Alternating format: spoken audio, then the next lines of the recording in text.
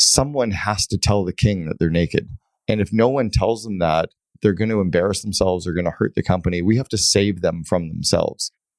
I know I'm putting our relationship as friends at risk, but I need to tell you because I love you so much and I want you to know. That's a really critical role for a second in command to play with a CEO. And when the CEO has that person, their job is to make sure they take care of that person because they finally have somebody that they can absolutely gut-wrenchingly trust. Congrats on getting beyond $1 million. What got you here won't always get you there. This is a podcast for entrepreneurs who want to reach beyond their 7-figure business and scale to 8, 9, and even 10 figures. I'm Brad Weimert, and as the founder of Easy Pay Direct, I have had the privilege to work with more than 30,000 businesses, allowing me to see the data behind what some of the most successful companies on the planet are doing differently. Join me each week as I dig in with experts in sales, marketing, operations, technology, and wealth building. And you'll learn some of the specific tools, tactics, and strategies that are working today in those multi-million, 8, 9, and 10-figure businesses. Life can get exciting beyond $1 million.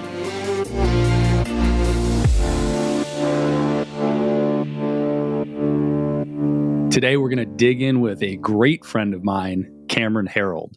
Cameron is known as the CEO Whisperer.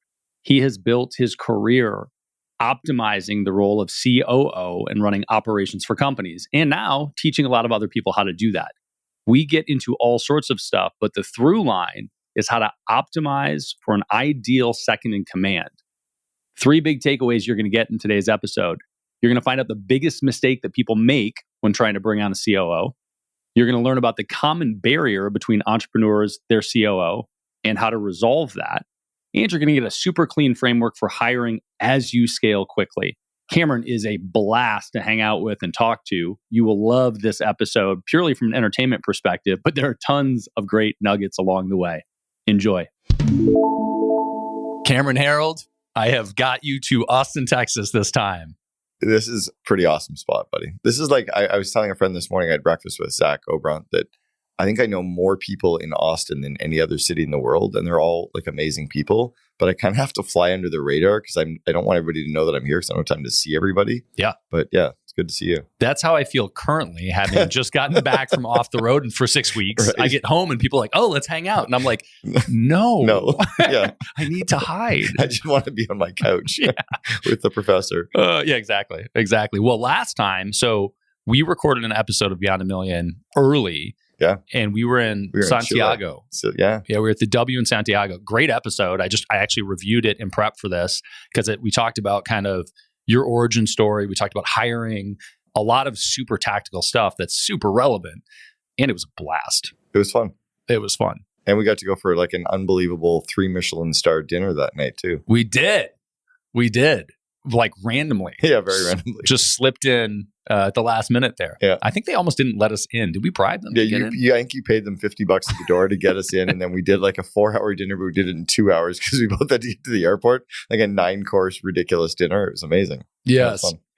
Well, this time around, I want to talk about a bunch of stuff, and we can go whatever direction you'd like to. But you've written a bunch of books that I think are great for different purposes. The one I want to talk about, the most recent one, is The Second in Command. Yep. Unleash the Power of Your COO.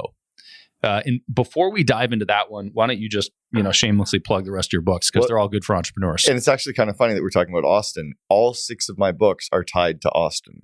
So my very first book, Double Double, I wrote with Greenleaf Books, and Clint Greenleaf and Greenleaf were from Austin, Texas. And then I got involved with Scribe Media with Tucker and Zach, and I wrote 4 of my books with Scribe Media, which The Second in Command was with them. And then my other book, which was actually book number 4, but my 6th of the 6 books was with Hal Elrod, who's also from Austin. Yeah. Like, how random is that all 6 of my books are from here? I love it. And I love Tucker, Zach, and Hal. Tucker and Hal have both also been on the show. Mm-hmm. Also great friends and ridiculous humans. They're unbelievable humans. Yes. Yeah. Ridiculous in different ways, though they do have the through line right now of living off the grid. Living on a farm in the middle of nowhere. I couldn't do that. I was talking to Zach this morning. I was just like, I would be functionally, it's like I'm functionally illiterate. I would be illiterate on a farm. Oh yeah. I couldn't do anything. Well, I think that's part of the appeal and draw for those people is to prove that they're men or some shit. Like they're like, no, I'm a competent man. Yeah, the doomer optimism. But yeah, and they are. Like Tucker is actually, maybe I'm not. No, I look at it as pragmatic. I don't need to build those skill sets. I can set up a tent, but like I don't even want to. Nope. ARV is fine. Yeah, I'm with you. So we can talk about the book, but so Easy Pay Direct has gone through obviously tons of iteration throughout its life. And one of the things that is has consistently been a challenge over time is just delegation of operations specifically. So the second in command and really your whole world revolves around that role in uplifting the operators, right? The chief behind the chief. Yeah. Well, it's also, what's interesting about the second in command role, and this is why I called the book The Second in Command versus the COO book, is the second in command tends to run all of the areas of the business that the operator, the CEO, sucks at, or that drains the CEO of energy.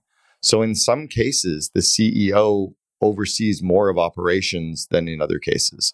So when I was the second in command, I've been the second in command for 3 different companies. When I was the COO at 1-800-GOT-JUNK, IT and finance reported to Brian. I ran operations, marketing, PR, sales, the call center, franchise operations, our global operations, that all reported into me because I was really good at that. But you could have a second in command reporting to you who maybe isn't that good at operations, but they might be good at legal and IT and marketing and sales. And the ops side of the business might report to the CEO. You're really kind of the yin and yang to the CEO. That's what's really weird about this role. And yes, it is more operations often does fall into, that COO paradigm. But you as an example are very good at marketing, right? You are also very good at finance, and you're also very good at IT. There's other CEOs that really suck at that, and they have to find a second in command who happens to be really good in those areas. How do you approach that? How do you decide what that role is going to be in your specific company? Is it industry specific? Is it preference? Is it size specific? It's all of that. And it's also first understanding yourself. It's like, who am I as a leader? What drains me of energy? What feeds me? What am I really good at? And then how do I delegate everything except genius? And how do I find someone who's really good at all those things that I suck at and who doesn't want to work on the areas that I'm good in? Right? If I was a second in command and I happen to love IT, but the CEO wanted to oversee IT, that could become a bit of a conflict. It's almost like a husband and wife in a traditional marriage. You don't really want 2 people who love to do yard work and who love to do cooking and who love to do the cleaning, because then you're both kind of in each other's ways. You almost want one who likes to do yard work and one who loves to do laundry and one who loves to do cleaning, cooking, so that you can divide and conquer and leverage each other. That's something that you look for in that second in command as well, is how do I leverage myself? How do I find somebody who can be my counterpart who can help me then scale the operation? You started by saying you didn't title it the COO book, but the second in command book.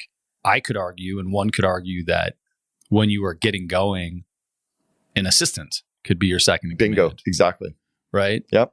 How does that change as you grow? Well, and if you don't have an executive assistant, you are one, right? And if you don't have an operations person, you are one. Right. And so at some point, the second in command's title changes based on their roles and responsibilities, the level of strategic insight they bring to the business, the amount of autonomy that they can have in their role, meaning you don't need to oversee them or delegate to them, the amount of P&L responsibility that they have, and the amount of money you're willing to pay them. Those are kind of the 5 criteria for what the title will be. So your second in command, as you put it, could be an executive assistant. Maybe it's a $75,000 EA who takes a lot of stuff off your plate to free you up, to have more time, to have a better life, or to work on the bigger areas of the business. Then at some point, you need to get bigger projects off your plate. You need to get somebody to start managing people. That might be a director of operations, or it might be a project manager who can take more things off your plate, but not yet a COO. And then you need somebody who's like managing 5 or 6 managers for you, managing some directors. Maybe they have some P&L responsibility. Maybe they're making decisions that you don't need to be involved in, maybe decisions under $10,000 a year. That might be more of a VP. Then you need somebody to come in with like strategy and insights. And maybe you're doing M&A, or you're pivoting the company, or you're globally expanding, or you're actually needing somebody to manage leaders who are managing teams of functional areas. That's more of like the C-level person. But again, most companies sadly make mistakes, and they give people big titles. They have a 15-person organization and they've got 6 C-level people that are paid like directors. You've really made a mistake. You've hired people that are directors and you've given them titles that don't match their comp. or the responsibility. There's a lot there. There is a lot there. And I just because you ended on that one, I have to ask on that one. There is in the last 20 years, but probably 10, there is this huge movement towards just giving away C titles. Yep. And there's just a shitload of C titles everywhere. Yep. And people are just making up C titles. Yeah. Why is that bad? So you just said we've got actual directors that have C titles. Why is it happening? And why is it bad in your opinion? Okay, so I'll walk through why it's happening and then why it's bad second. So 20 years ago, to get a C-level title, you had to be a major player at a major company, right? To be a chief marketing officer, chief technology officer, chief financial officer, chief operating officer, whatever. You had to be a pretty senior person at like a 500 person plus company. What happened post the dot-com crash in 2000 and 2001, where these smart people used to take equity in lieu of compensation. So they took some equity or stock options and got paid a little bit less. When the market crashed, they then realized their options weren't valuable. So we had to give them something else that was valuable. They needed to have a stake in their career and some way to build their career. So we started a little bit of title inflation to make them feel good and say, okay, I can't really give you equity that's worth anything, but I can give you a title so that if you work with me for 2 or 3 years as like a vice president or a chief marketing officer, you're now more bankable in the next phase of your career. That's where title inflation really started. Prior to that, in the 90s, we got a lot of title inflation with the VP level at the banks. A lot of the investment banking firms gave these 25-year-olds vice president titles so that they were more bankable and more sellable. You could be the vice president of derivatives for Bear Stearns and go out into a market. The reality is you reported to 6 levels above you to the CEO. It was like VP to executive VP to senior VP to, CMO or whatever. You weren't really a vice president. It was a marketing thing. So what happened was because of marketing and because of in lieu of compensation, we began this title inflation. And then it just kind of crept in where Gen Y and Gen X started getting bad at saying no. And Gen Y started to require the title. And then in about 2004, 05, they started to want the equity again. So we started to give out equity again. So we got lazy and we had a trend. That's kind of what drove it. The reason you don't want to give out titles that are too big too early, it confuses people inside the company where, a first-year employee who's a manager or a frontline employee, they think a C-level person has much more responsibility because of the title. The title actually does bear some weight. They go online and they see, oh, I'm a CMO.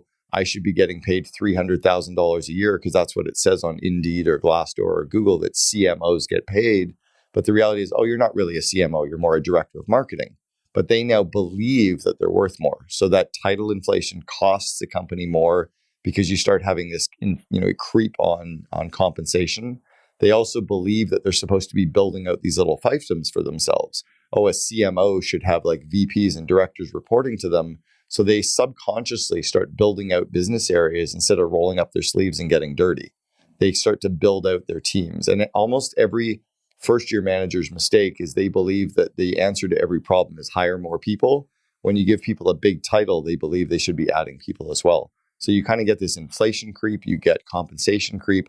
You also then build more complexity in your organization because they start adding people when they shouldn't be. And then from the outside world, it tends to be good, right? If a title is big, we will take them more seriously. If I get an email from a CMO versus a director of marketing, I will take it more seriously. But there's a lot of cost internally to doing that.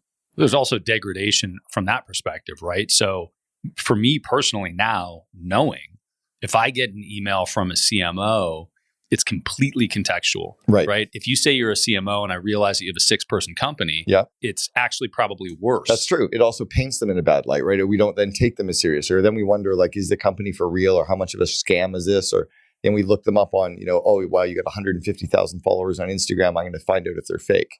Yeah, it's hurting you as well. I agree with you. I even had to help a client years ago. I'd coached them from about 40 employees up to about 400 employees. And we had to retitle the entire organization when they had 400 people.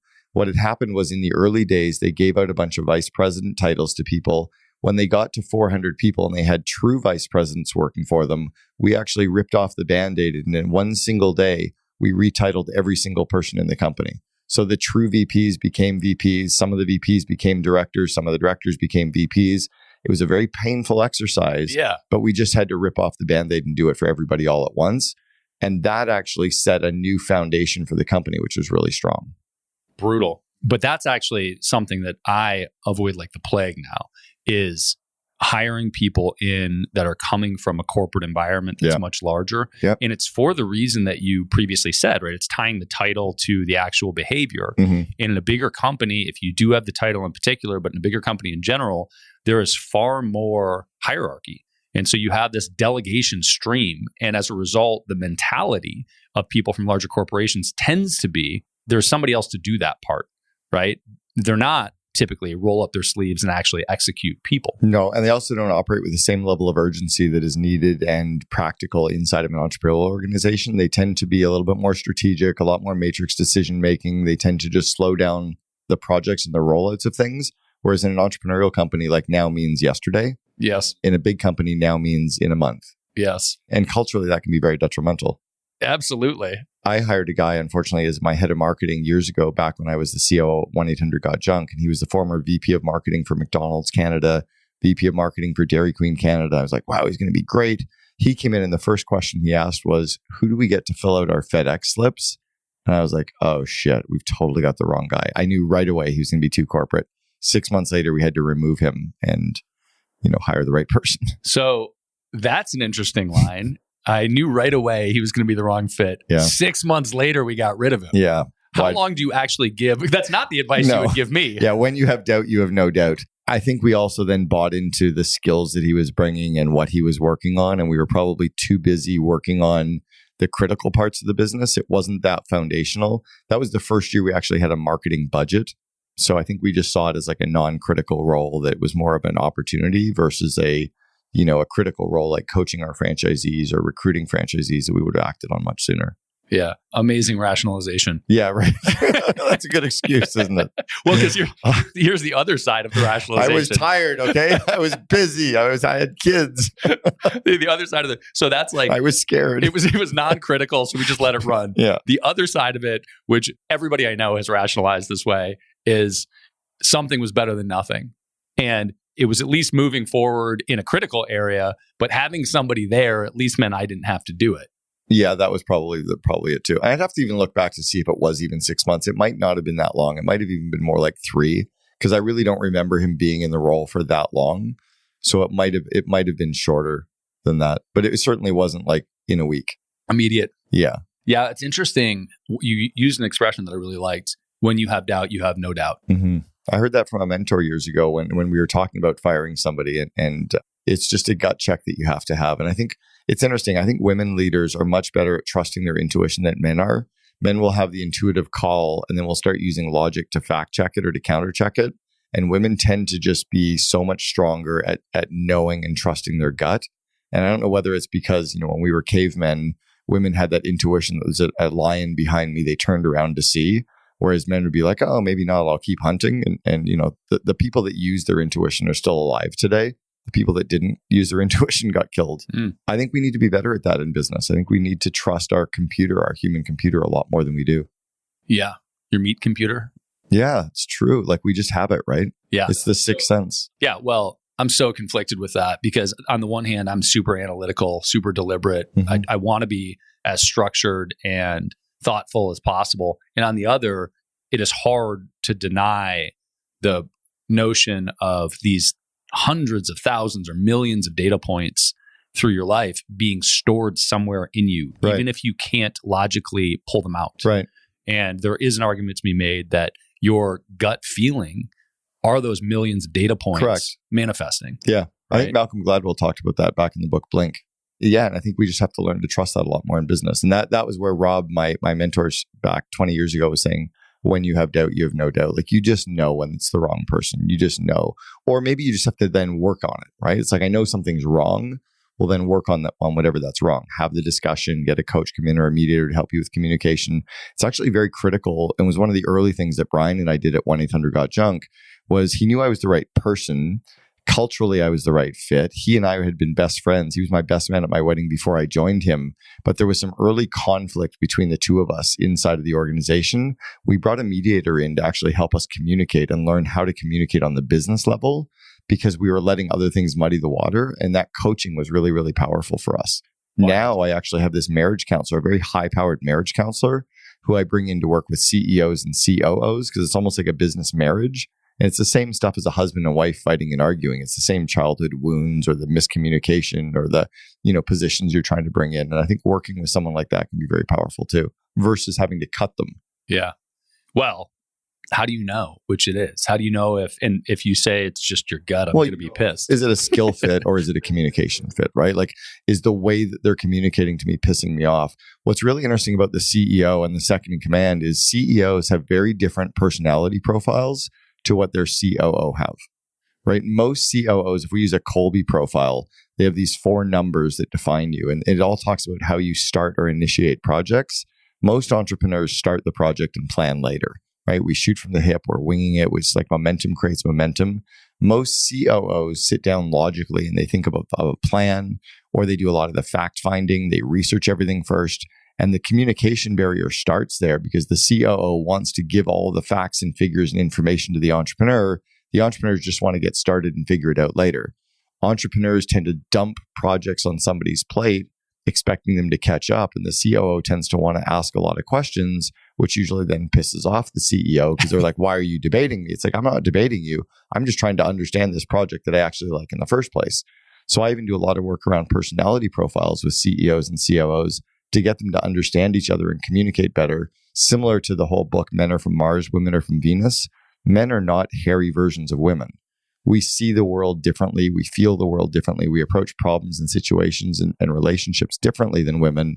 And if we can learn to communicate really well with women and them with us, then we can have a really strong match. It's very similar in the business world. So I think when you're working with a direct report and you want to fire them because it's not working, is it not working because of their skills or something they can't change? Or is it something that you can actually learn to understand them better and get them to understand you better so that you are actually in sync? Beyond a Million is brought to you by Easy Pay Direct. If you're an entrepreneur and you are still using a product like Stripe or PayPal to accept payments, it is time to find out why the largest names in your industry would never consider doing that. Check out easypaydirect.com/BAM to find out more. Is Kolbe your preference with personality profiles? It's the one that I know best. I've done lots. Like I've done DISC, I've done Thomas profiles, I've done PSI, I've done love languages, I've done strength finders, I've done a bunch over the years, but it's the one that I know best. Yeah. We have this organization called the COO Alliance, which is a large mastermind community for second in commands. We have all of our COOs do their Kolbe profile, and we have all the CEOs do their Kolbe profile. But we've also brought in thought leaders like Steven Sisler to teach everybody DISC and to talk about that.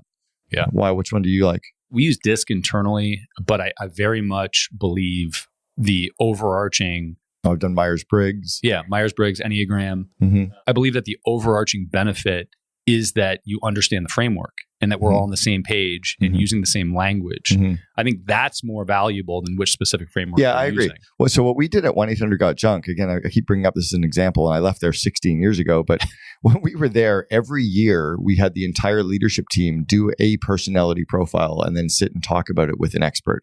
So one year we all did Myers-Briggs, and then we learned more about each other. Next year, we all did Kolbe and we learned more about each other. Then we all did Strength Finders and we learned more about each other.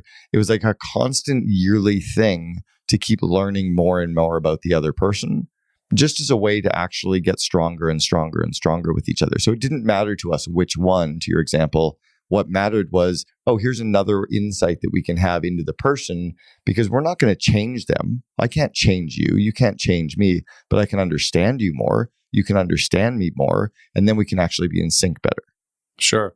Yeah. And we do the personality profiles on the front end for everybody, because not only can you understand people better, but you can also opt out of having a certain person in a certain role if they don't fit the profile that makes sense. You use it as part of your interviewing and Absolutely. hiring process? Yeah. We've used it in the interviewing and hiring process and had very big successes. We've also had some very big failures.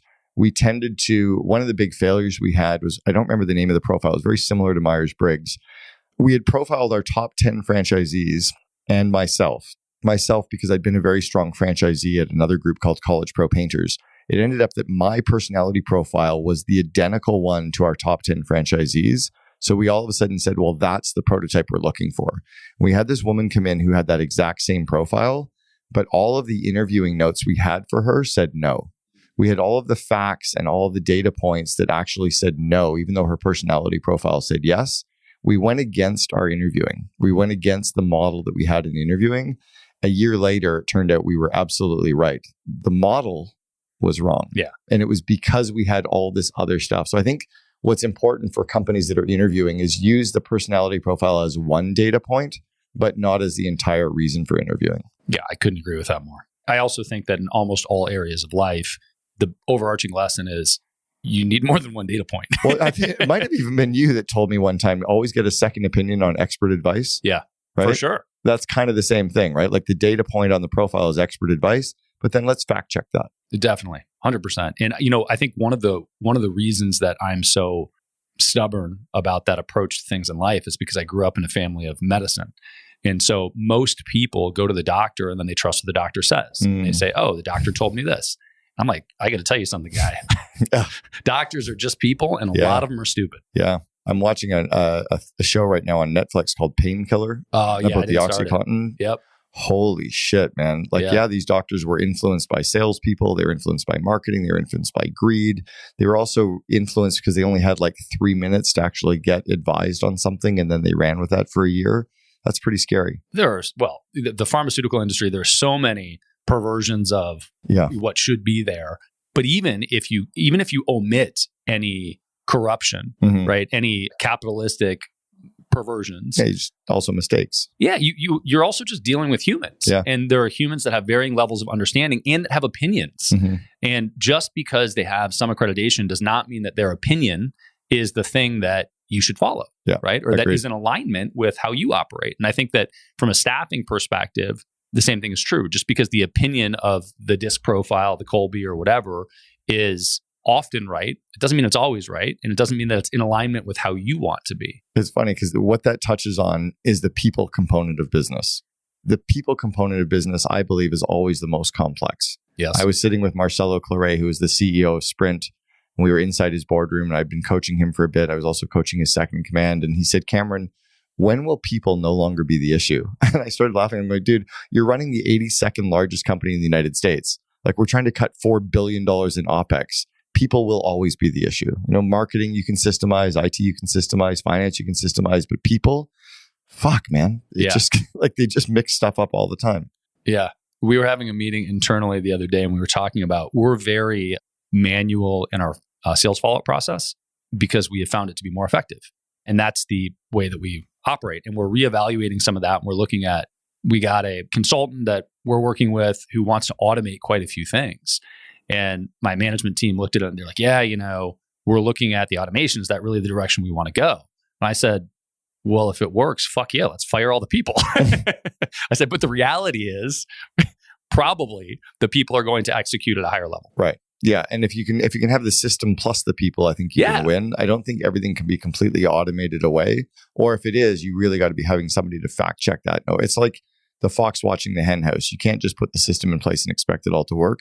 You kind of need somebody to watch the fox as well. Definitely. Well, and similarly, if you put the people in place to do the job, like sales team, support team, you need management, right? Or systems to oversee them. Yes. Yeah. You need accountability from that whole process. And that's an ongoing learning lesson for me. Well, that's actually where the COO tends to actually play a pivotal role. Is entrepreneurs tend to be so wired with ADD, so playing at the strategic level, so playing at the high level, that they sometimes miss some of those details. And you need someone who can inspect what we expect. You need somebody who can actually do the skip level meetings and oversee the systems and oversee the people and oversee the numbers and really dig into that stuff and then report back high level to the CEO and to the leadership team what's really happening. So, okay, I want to double click on that one for a second, because within that example, talk to me about differences in size of the company, because you said the COO could be doing that or should be doing that. In some companies, the COO or that role is more strategic, is the one that's getting reported to. So what are the size breaks where like you need a operations manager, right, director, or VP. Team lead or director of whatever, right? Great question. So first off, there's only 3 reasons why we start a company in the first place, right? We start a company to give us money. We start a company to be in control of our time and do what we want when we want and not have to report to somebody. And we start a company to kind of put a flag in the ground or a stake in the ground to say we did it, right? We accomplished something. And once we've got the company up and running, like you've got Easy Pay Direct, you're up, you're running, you've got tens of thousands of clients, you're all over like North America, like you've got that, you've done it, right? You can keep building it bigger, but you've accomplished that. And then cash. I mean, dude, you've got lots of real estate, you got cash, you got a good business. You've accomplished that, right? You could always have more cash, but you've done it. But the free time part is something that most entrepreneurs don't actually decide to leverage. And it's often because they're avoiding their relationships, they're avoiding pain, they don't have any hobbies. You're actually pretty good with your free time as well. You've got hobbies, you've got passions, you've got friends. You don't completely just do business 80 hours a week. But the reason you hire a COO is to grow your business so that you can actually have more cash, or so that you can grow the business and free up your time so that you can have a life and have time with your family and kids and yourself, or to actually be able to finally get your business to the success level because maybe you can't quite get there on your own. You need that second in command to do that. At 1-800-GOT-JUNK, that's what I did for Brian. He didn't actually have any money when I came in. He had the business, but it really hadn't scaled yet. He needed somebody to help him scale it to say that we'd accomplished it. So I helped him go from 2 million to 106 million. So we'd done it, right? But that's the reason you're going to hire somebody. Your question is like, what's the title we're going to be giving, or what's the person we need at each stage? I think of it as companies change and evolve at every 1 and every 3. So 1 employee to 3 to 10 to 30 to 100 to 300, or from 100,000 to 300,000 to 1 million to 3 million to 10 million. So when you're a 1-person company, you kind of need to hire an executive assistant to help you get some stuff done, or a person to just help you take some stuff off your plate. That's your first second in command. It's going to be an executive assistant or an operations person or a project manager or something, right? It doesn't even really matter what the title is. It's like Fred getting some stuff done. When you get to 3 people, it's pretty much the same thing, right? When you get to 10 employees, your first second in command is somebody who's managing people for you. It's going to be you managing a few people and then someone managing 5 or 6 people for you. That's usually your first director, right? Or a manager. And then when you get to 30 people, you probably have your first management team. You might have somebody overseeing marketing, somebody overseeing IT, somebody overseeing customer, someone overseeing sales, somebody overseeing finance. Maybe it's finance with no people in it, but it's still they're managing that business area. You probably have one person managing those people for you, or you have your key person that you lean on to oversee everybody. And it doesn't have to be a COO. It might be a head of finance that oversees people for you, or a head of marketing that oversees more of the people for you. When you get to 100 employees, that tends to be when you have your first C-level person, or should, who's really overseeing more of the VPs for you. And you might still have 1 or 2 functional areas reporting to you as CEO, but they tend to have more of the team reporting to them. And then when you get to the 300 employee mark, that's when you have your very seasoned leadership team, not a management team anymore. You have a true leadership team that have probably all built companies 2 to 3 times each. They've all led lots of teams before. They've all had P&L responsibility before. At that point, most organizations can truly turn 100% of the company over to the COO, or maybe 1 or 2 core functional areas reporting to the CEO and the COO running everything else. You get to the 1,000 employee mark, it tends to be the CEO with maybe a chief of staff, and then you've got the COO running the entire team. And the chief of staff's another weird title that I've only started wrapping my head around recently as well. First of all, helpful framework. Second, a framework. And one of the things that is, I think, challenging for entrepreneurs that I see is snapping to good with a framework and knowing when to modify or when to deviate from it. Mm-hmm. And so there are a ton of entrepreneurs today that grow revenue significantly with less people. Right. So then let's go back to the revenue side. If you're at 100,000 employees, you can't really afford anybody because you need the money. Right. Or you start saying, okay, I'll really invest in the business. I'll hire a $50,000 or a part-time executive assistant, right? For 30 grand a year. They're based in the Philippines, who can get a bunch of stuff off my plate. And that'll help me get to 300,000. When I get to 300,000, I can probably hire a couple of fractional people and I can lean on somebody. When I get to $1 million in revenue, I can probably afford to hire my first director. When I get to $3 million in revenue, I probably have enough EBITDA left or gross margin left to hire my first management team. When I get to the $10 million in revenue, I can actually afford, you damn well should be able to, if you've got $10 million in revenue, afford to hire your first management team with a true, good, solid second in command in place. 30 million in revenue, you can start buying people, right? You can start buying up talent. Right now, what's happening in the Bay Area and even now in Austin with a lot of the tech companies moving here, the VC-funded companies aren't always using all of their money to build out their tech stack and to drive sales and marketing. Often they're using the money they've raised to acquire people and they're overpaying the engineering talent. They're overpaying the marketing talent. They're overpaying for the ops talent because they can buy up the people to help them scale. And all the smaller companies are kind of screwed hiring the best Bs and Cs that are out there that are left. Yeah. Well, that gets into an interesting discussion around business models and also I'm going to call it the right way to do business. There's not one, but what the ramifications are of different business models. So one of the things you just said was, if you've got a $10 million company, you damn well better be able to hire people with it. The irony, of course, is that I know a ton of companies that are doing 10 million a year, and probably not a ton, probably not thousands, but lots. Yeah. but a bunch of $10 million companies. And let me actually reframe that. A bunch of companies that hit $1 million a month ish, but it's 100% ad driven, and their ego is tremendously involved, and they don't have a great ROI. Yeah. They just are selling more than they're spending on ads. Yep. And so their margin is like net negative or net a few points. Yeah. But they're operating at that level. I think you're right. I think there's ego involved in that. And I think at some point, those entrepreneurs are kind of doubling down on growth, or they're trying to buy their way to an exit, which can be a very dangerous trajectory to be in. I have a friend and a client who they got to $8 million in revenue, but 50% of their revenue was being spent on affiliate fees, meaning they only had $4 million left in gross margin to then pay for their overhead and their team and their people. They were operating at very, very thin net profit. Right. That's for me, that's a very scary situation to be in. When I joined 1-800-GOT-JUNK as their COO, within 2 weeks of me joining, I raised our prices across the board in all 12 cities by 40%. Brian thought I was crazy. The rest of the team thought I was crazy. But what I recognized was when I modeled everything out, we had no money. We had no money to pay ourselves. We had no money to pay for marketing. We had no money to pay our franchisees good profits. We had no money to pay the guys in the trucks enough money.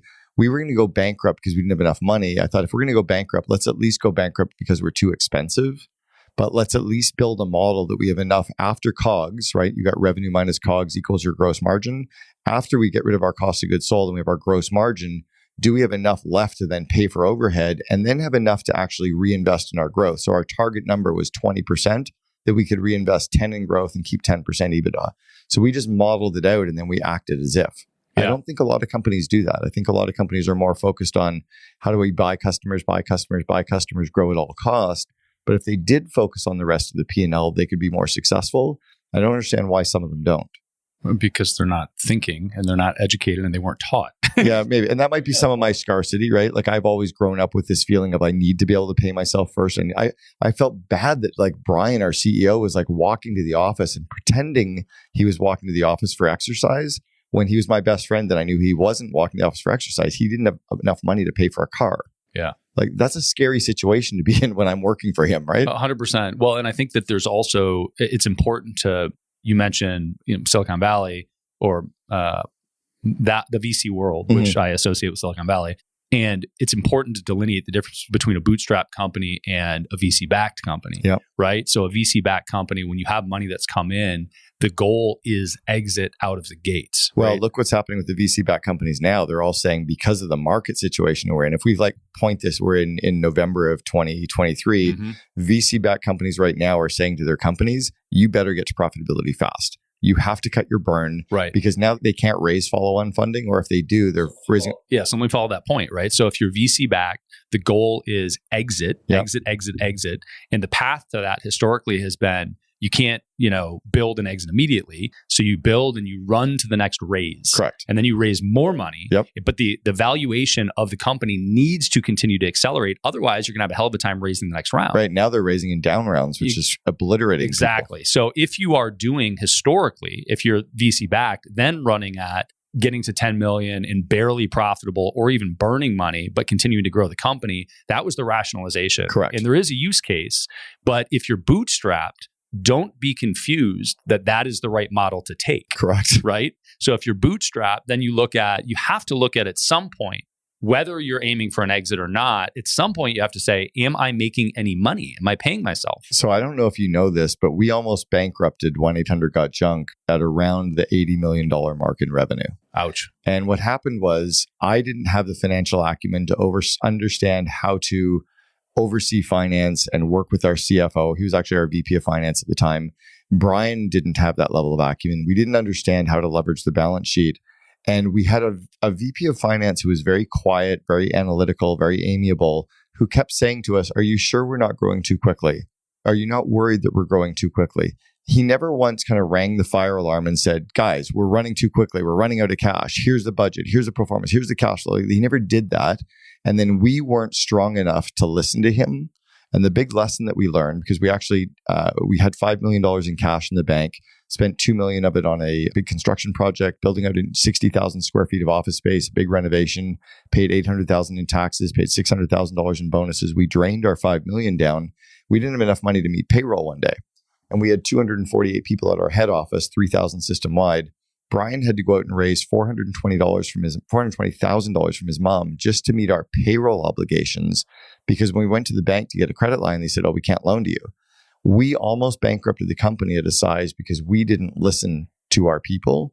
The big lesson I got from that was hire people you're willing to listen to, hire people that can get you to listen.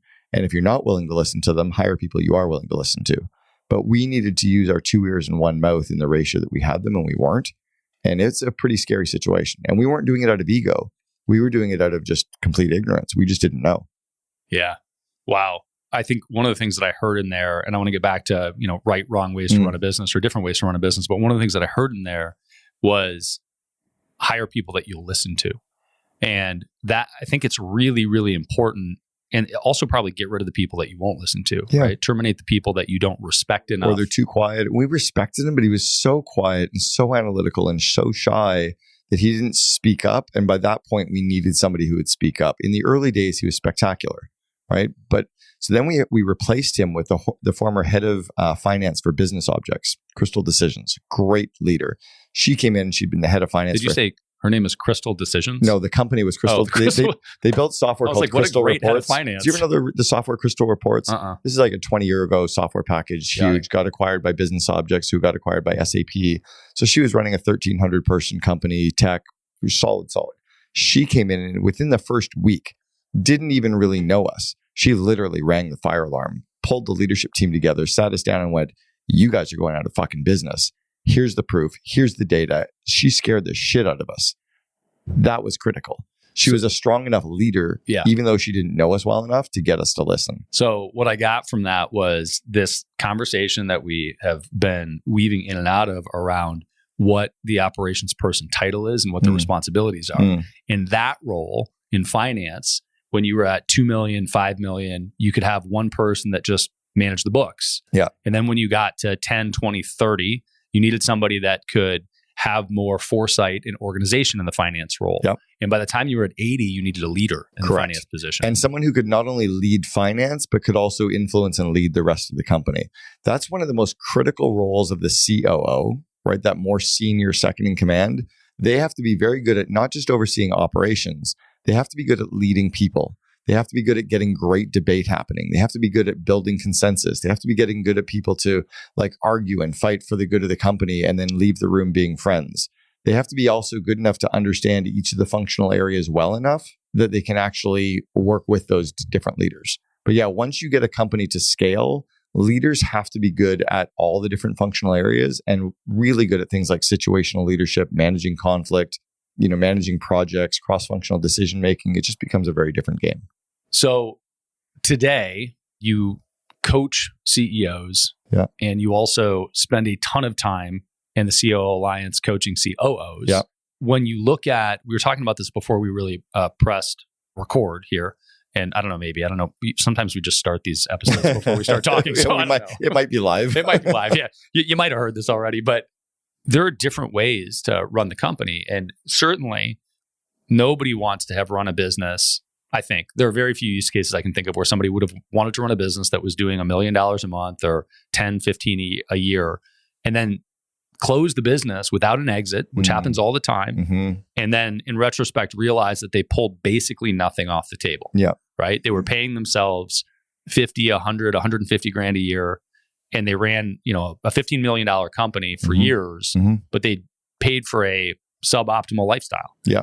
The flip side of that is not spending any money on growing the business. Yep. And stripping it all away. Yep. Running a small business, and all of the growth was forewent because the owner just wants to take all the profit off the table. Yeah, that's the person who like kills the golden goose, right? The golden goose is laying eggs, but they kill the goose to get the eggs out.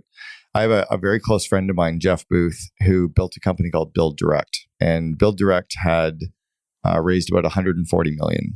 They were a huge company, very well run, very well respected. Jeff was a very, very strong leader. And I remember having dinner with him about 7 years ago at a birthday party, 6 years ago. And I asked him, when are you going to start paying yourself more and pulling more off the table? He said, I've got about 3 to 4 months left, and then I'm going to start pulling it off. And he was only pulling about 250 grand a year off. Now imagine running a company that you've raised 140 million and you're only taking 250 grand off the table. A month and a half later, he was fired by the board for nothing that he'd done wrong, but the VCs wanted to put their own people in place to oversee stuff. So here's Jeff, and he's basically lost his company, lost all of his equity for 10 years. Like, it's a brutal doubling down strategy. So one of the roles of the second in command is to truly understand the CEO's goals, the reason that the CEO is building the business, the vivid vision that the CEO has for what they're building over the next few years, and for us to play that kind of the emperor's new suit role where we tell the emperor that they're naked, right? Someone has to tell the king that they're naked. And if no one tells them that, they're going to embarrass themselves or going to hurt the company. We have to save them from themselves, which means privately to sit down and say, hey, I think you should pay yourself more. I think you should actually reinvest a little bit. I think you should.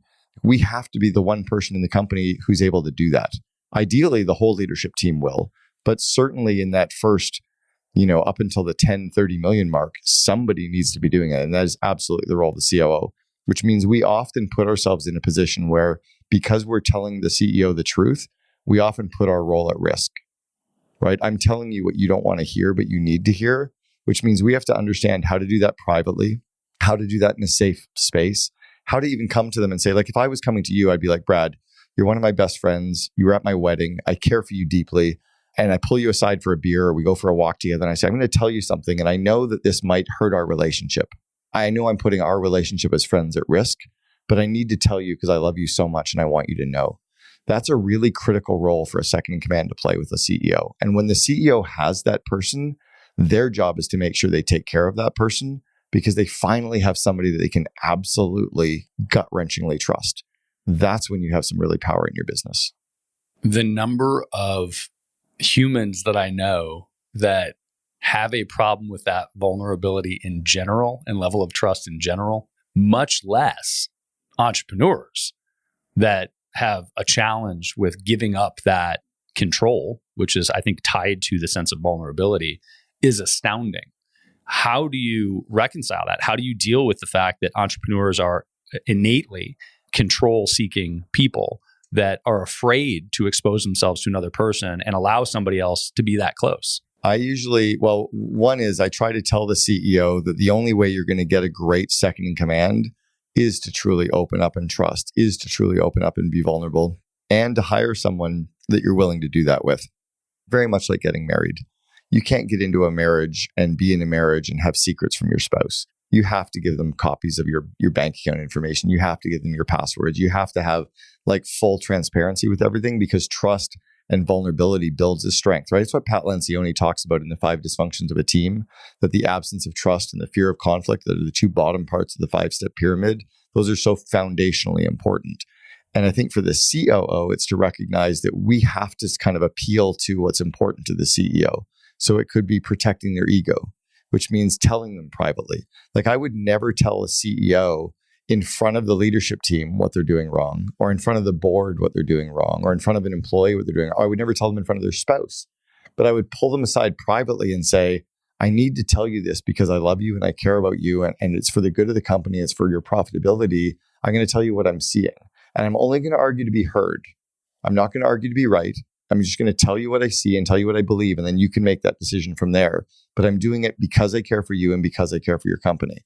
And when you tell them in that way and in that safe space, more often than not, maybe not right away, but more often than not, when they have time to digest it, they're going to come back and go, wow, thank you for being that one person who fucking gave it to me level.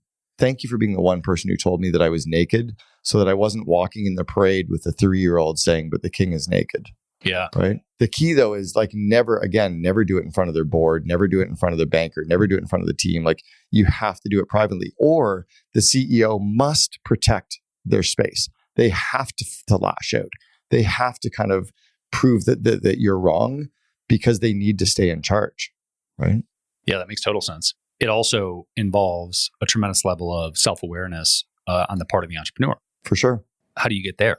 So this is where Brian and I had a very unfair advantage at 1-800-GOT-JUNK, right? Brian and I had been in a mastermind community for 4 years together. We were in the Entrepreneurs Organization and we were in a forum together. So we met every month for 4.5 years, and he watched me build 2 other companies as I was watching him build 1-800-GOT-JUNK. So he knew my strengths. He knew me as a person. And 3 months before I joined him, he was my best man at my wedding. So he was also my best friend. We'd cried together. We got drunk together. We did some crazy, stupid ass shit that we shouldn't have done together. We knew each other. So we already had that trust. We already had that relationship. We already knew each other's skills. So we had that bit of an unfair advantage. I think what has to happen is you have to work very, very hard when you hire that new second in command to build that, which means getting out of the office together, spending time away from the kids or away from the team, right? Getting to play together and go for lunches, go for coffees, go for run. Brian and I ran together 2 days a week. We worked off-site together 1 to 2 half days a week.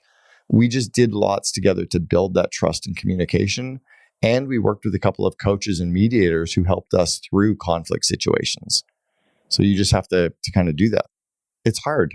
Yeah. Do you have to do that? I mean, there are a million ways to do. You don't have to, but I think you can get some leverage if you do. Yeah. So there are a million ways to do a lot of things in life. And we can look at the results of these million different paths, and they can all be similar, but be radically different. Mm-hmm. When I think about the vulnerability element and the taking advice element, could that come from somebody else? Could you get a coach to help you with that part of it? Oh, absolutely. And I think this is where if you look at a high performance athlete and then say, how do I model what a high performance athlete is doing inside of my marriage or inside of my business? High performance athletes have psychology coaches, they have nutrition coaches, they have fitness coaches, they have skills coaches. Why aren't we getting that inside of our business? Why don't we get a skills coach to give us the skills to be a leader, right? On the different functional areas, on situational leadership, coaching, team building, interviewing, whatever. Why don't we get a communications coach to help us with communication? Why don't we get someone to help us around trust and vulnerability and our childhood wounds and all that shit, right? Why don't we work on those things? And I think the best people absolutely do. The best leaders of the best companies have had that stuff for years. The best marriages work on that stuff.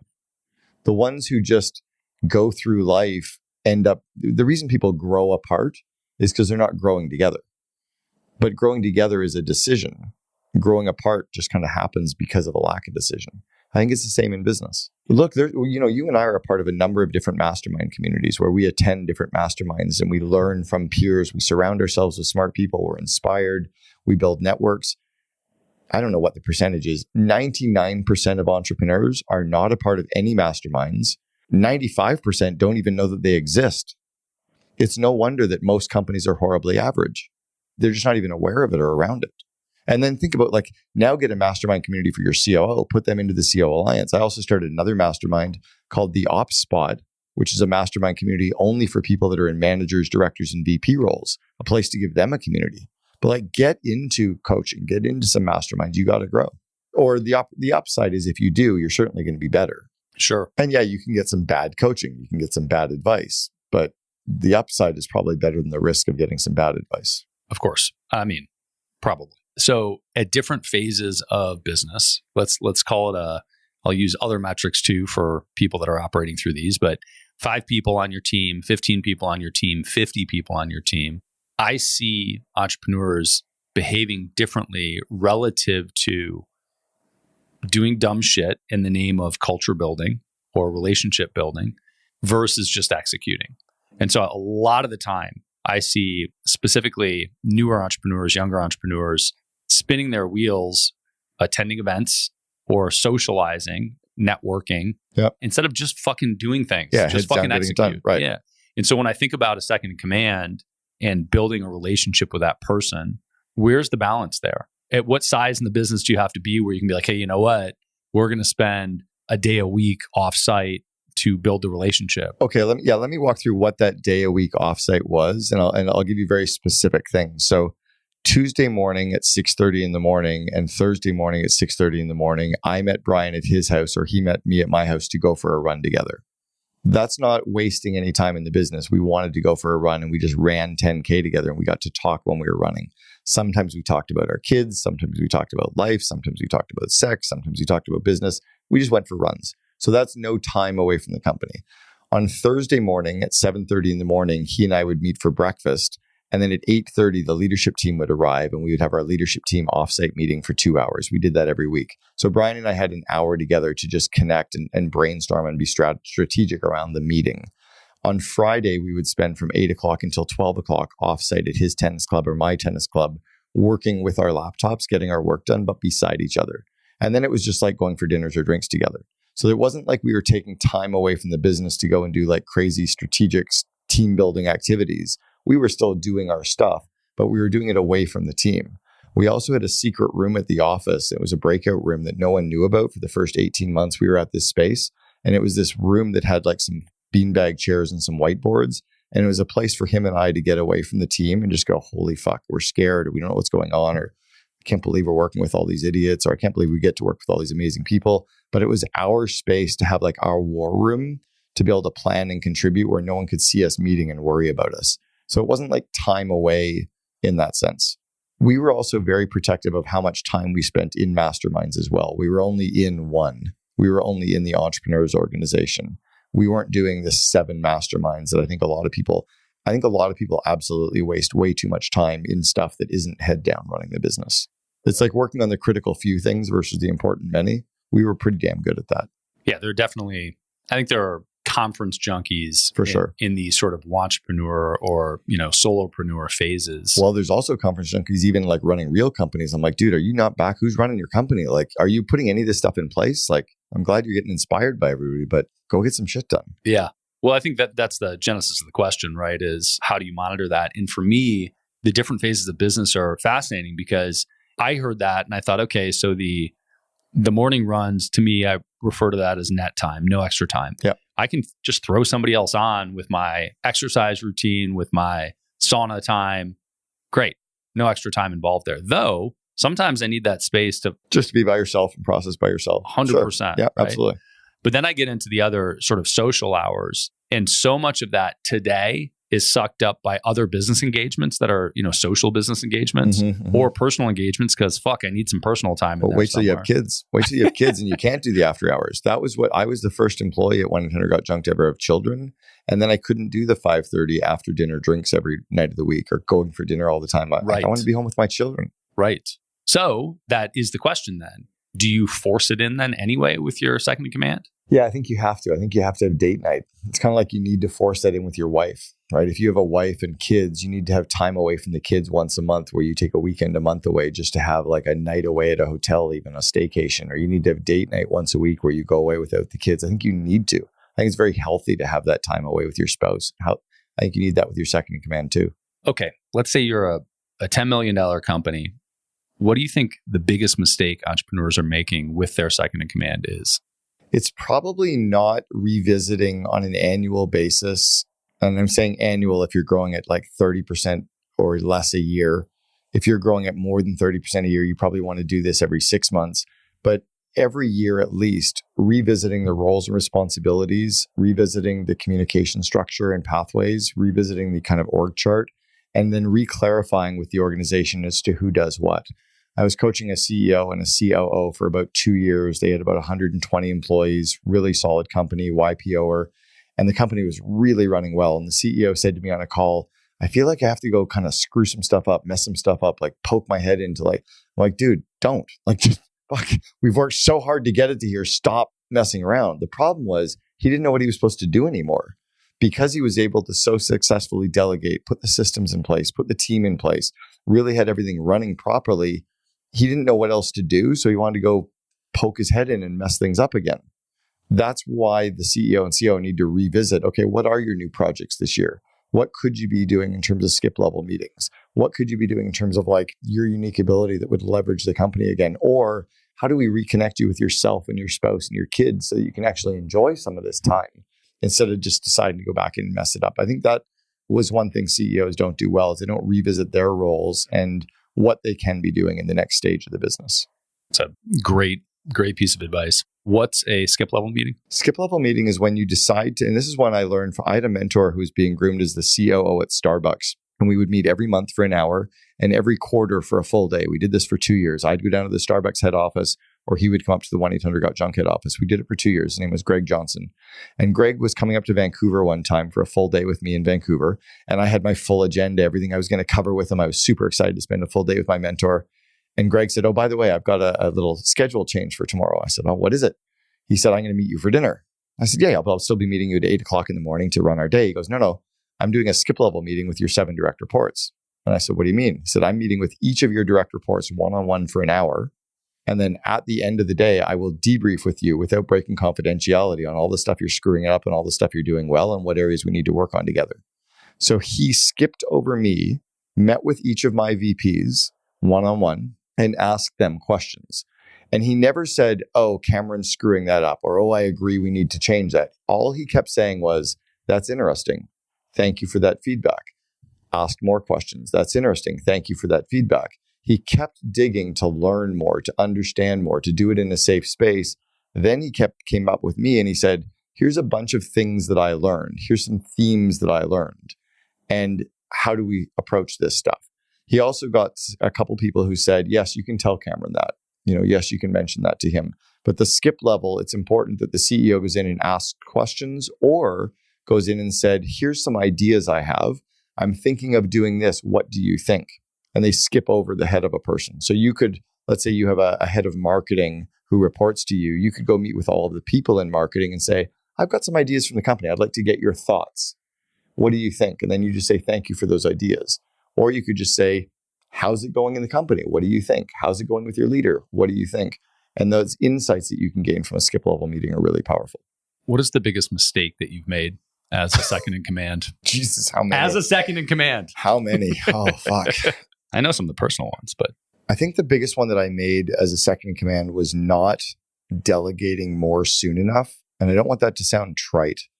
I think I kept stuff on my plate for too long when I had very competent people. And I could have delegated a lot more of the roles and responsibilities to them to free up my time to be more strategic, to free up my time to meet with the other, VPs and C-level that were at 1-800-GOT-JUNK. I was doing too much instead of pulling back and allowing myself to be at that more strategic level. And I think that's very true from when we were 12 employees to when we were, 3,000 employees. I definitely was doing too much. And it was because partially I was avoiding the pain of being in a marriage that I wasn't happy with and not having hobbies and feeling so much dopamine rush of the work and enjoyment of that I think I hurt the company and hurt my team and probably hurt myself as well. I want to make sure that people don't misinterpret that, because extrapolating from what we were talking about earlier, where you were protective of margin and making sure there was margin there, that statement that you just made still keeps the other statement intact, which is you would not delegate to get it off your plate if you didn't have margin to do so. We wouldn't have needed any more people for my team to have done what I was doing. My team had all the capacity. And by me delegating more to them, I then could have spent time growing their skills and growing their confidence and giving them systems to be able to get more done with less people faster. But because I just kept doing it myself as this kind of radical individualist, I didn't end up doing that. So yeah, I could have delegated a lot more without ever hiring another person. In fact, I probably could have delegated everything I was doing and fired 10% of our work base, because I had the ability to then step back and do the skip level meetings and inspect what I expected and then empowered people with systems and processes. We probably could have improved our overhead and our OpEx because I was being more strategic in doing that. Helpful. Cameron, we are running out of time, man. I'm so glad to pull you into the studio in Austin, Texas. I'm glad you're in town for a little bit here. I will enjoy more conversation over dinner in the next few days. Thank you. Same. Where do you want to point people? I want to reiterate the Second in Command book. And I also want to say that I have read it, and I also went and re-reviewed it again. But it really is sort of the manual of what a second in command is, all the way through to how to put it in place with all of the steps in between. Honestly, it's the best book I've ever written of the 6. I used to think that Double Double was the best, and then I thought Vivid Vision was amazing.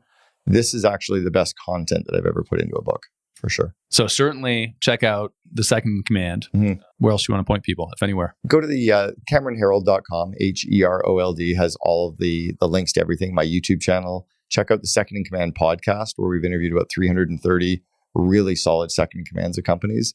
If your company does more than $5 million in revenue, absolutely check out the COO Alliance as well. And then send anybody in operations to the ops spot. Love it. And then check out the barbecue place that's down the street from your office. What's that place called? Like Frank's Barbecue or something? There are actually several of them. Are there? It's like this little place with picnic tables. Go check that place out. You might find me there. I love it. My friend, until next time. Thank you. Appreciate it.